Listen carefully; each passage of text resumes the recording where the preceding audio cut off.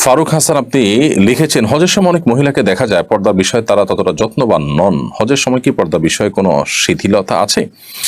ভাই ফারুক হাসান, হজের সময় পর্দার বিষয়ে আসলে কোনো শিথিলতা নেই। বাইরে বা অন্য সাধারণ সমাজ যেরকম পর্দার বিধান আমাদের জন্য প্রযোজ্য, হজের ক্ষেত্রে হাজী সাহেবদের জন্য পর্দার বিধান সমানভাবে প্রযোজ্য।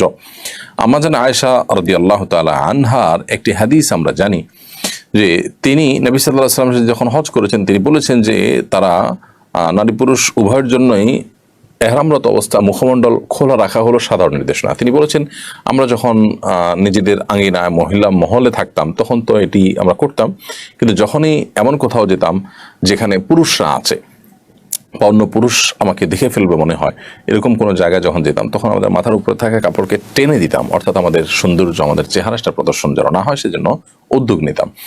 তো একইভাবে এই হাদিসের আলোকে বোঝা গেল যে আমাদের মা বোনদের হজের ক্ষেত্রেও পর্দার বিষয়ে দায়িত্বশীল থাকা উচিত। অনেক মা বোন বাইরে পর্দা করলে হজ বা ওমরা করতে গেলে তাদের দেখা যায় তারা পর্দা করার ব্যাপারে যত্নশীল নন। এটি খুবই গর্হিত একটি কাজ। আবার পুরুষ হাজী সাহেবরা অনেকে এই সুবাদে বা এই সুযোগে তারা চোখের জেনা করেন, আল্লাহ তাআলা মাফ করুন আমাদের সবাইকে।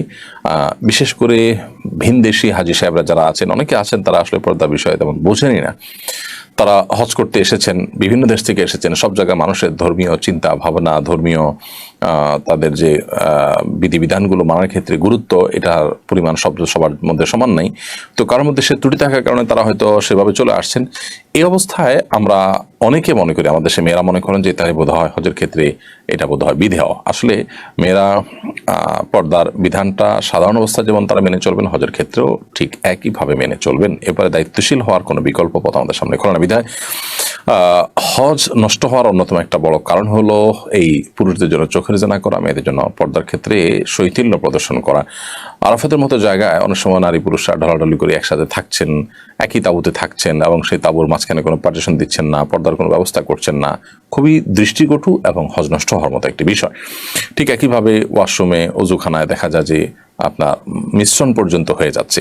অনেক পুরুষরা আছে মহিলাদের টয়লেটের আশপাশে যাচ্ছে, সেখানে কথা বলছে, ঘোরাঘুরি করছে। এগুলোও খুব গর্হিত এবং অন্যায় কাজ। হজের সময় পর্দার বিধানে কোনো শিথিলতা নেই, বরং অন্য সময়ের মতো এই বিধানটি এখানে পরিপালন করার গুরুত্ব রয়েছে, বরং আরো বেশি রয়েছে। কারণ হারামের এরিয়াতে কোন নারী যদি তার সৌন্দর্যকে প্রদর্শন করে এবং সেটা যদি অন্য পুরুষদের ফিতনায় পতিত হওয়ার কারণ হয়, তাহলে তিনি অনেকগুলো মানুষের অপরাধের কারণ হলেন, সে দায় তাকে অবশ্যই নিতে হবে। এই জন্য হজের ক্ষেত্রে আমাদের মা বোনদের এবং পুরুষদের সবারই পর্দার বিষয়ে আরো বেশি যত্নশীল এবং দায়িত্বশীল হতে হবে।